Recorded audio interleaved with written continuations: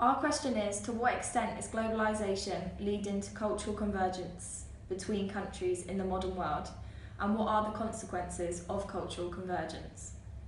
Globalisation is when a business begins to operate on an international scale. An example of this is when the US-based food chain McDonald's expanded to China. When countries expand internationally, they aim to achieve growth through competitive advantage. Competitive advantage is when a company has superiority over other businesses. Some countries may not have seen a particular type of brand before. Therefore, when the first business of that kind goes international, it becomes very popular, meaning that the company can charge more for their unique product, leading to a greater profit. There are many reasons for a company to go international. One of the main motives for this is because there are greater profits. With globalisation, we are able to extend our brand's target audience and have a bigger pool of customers to converge in business with. Another reason for going international could be because there are reduced costs.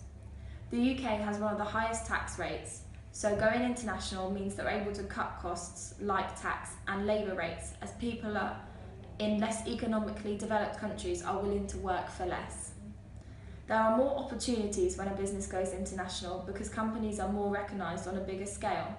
This promotes their brand and business, which allows more people to know about their brand. This in itself would give the business more opportunities to trade on an international scale. Cultural convergence is when cultures become more like one another through exposure to traditions, ideology and languages. In today's modern world, cultural convergence is becoming more and more widespread. Technology is the main driving force behind globalization in the modern world. The advancement of technology makes expanding globally a lot simpler. For example, new transport links, which allow us to trade internationally or through extended knowledge due to the mass media. Meanwhile, cultural convergence also has consequences for the countries it is occurring in. Some of these include the loss of a country's cultural and political independence and issues such as cultural differences. For example, language barriers. An example of cultural convergence and language barriers would be in tourism.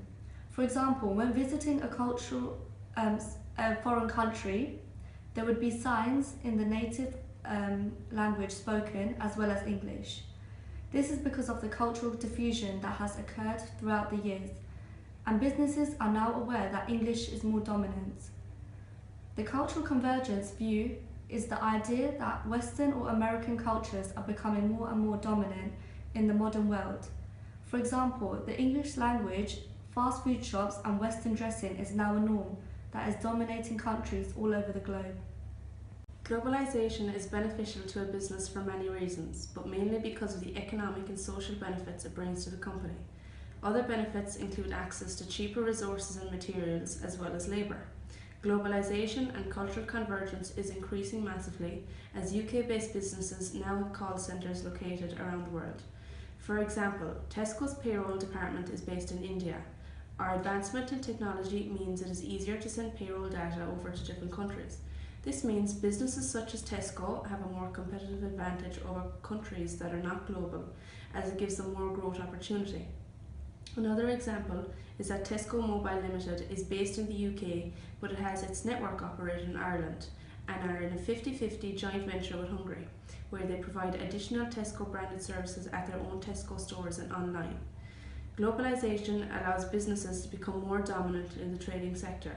The negatives of globalisation include the increase in the poverty gap, environmental issues expanding due to increase in trade and travel internationally, and susceptibility of all parts of the world suffering from recession.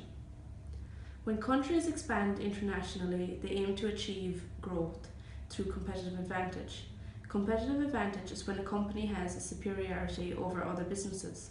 Such countries may not have seen a particular type of brand before, therefore the first business of that kind to go international becomes very popular, meaning that the company can charge more for their unique products, leading to a greater profit. When companies expand globally, this causes cultural convergence. The integration of cultures into a developing society means that there have been a blending of cultures and cultural practices. An example of this could be how versions of Chinatown are now located in various places worldwide, for example, in London and in various places in America, which has led to the deterioration of unique cultural differences. In today's world, such cultural convergence is affecting the diversity of different cultures spread across the world.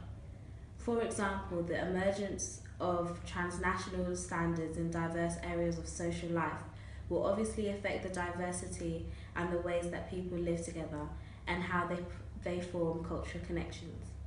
Another consequence of cultural convergence is that businesses have to be aware of their marketing strategies when going global, as the cultures and beliefs will differ across the world. For example, if a Durex advert in the UK was to appear in a sexualized manner, this would have to be altered in a way to fit the cultures and the beliefs of other countries globally, and this will affect the way the company would want to brand their product.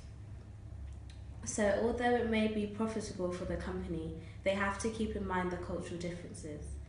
For example, in Arab countries where the population is predominantly Muslim, Islam teaches that images of sexuality should be hidden and condemned in public, which is why countries have to be careful and do some research about the cultures of the countries that they wish to expand their brands in so that they don't offend any of their customers. Overall, I believe that business as a whole involves a lot of cultural convergence, and most businesses which are often successful intend to focus on growing globally as it helps their financial stability and as they become more recognized in different countries and regions. For businesses to do this, they will need to understand and communicate with different countries and cultures.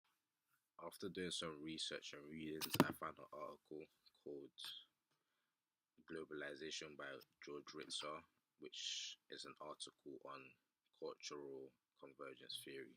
The cultural convergence theory sees globalization as the process that leads cultures becoming more alike, dominant group and societies in the world being considered to have an important role to play in this tendency towards sameness. On the other hand, Ritzer insists upon the fact that local cultures do not disappear as a result of globalization or fundamentally altered by it.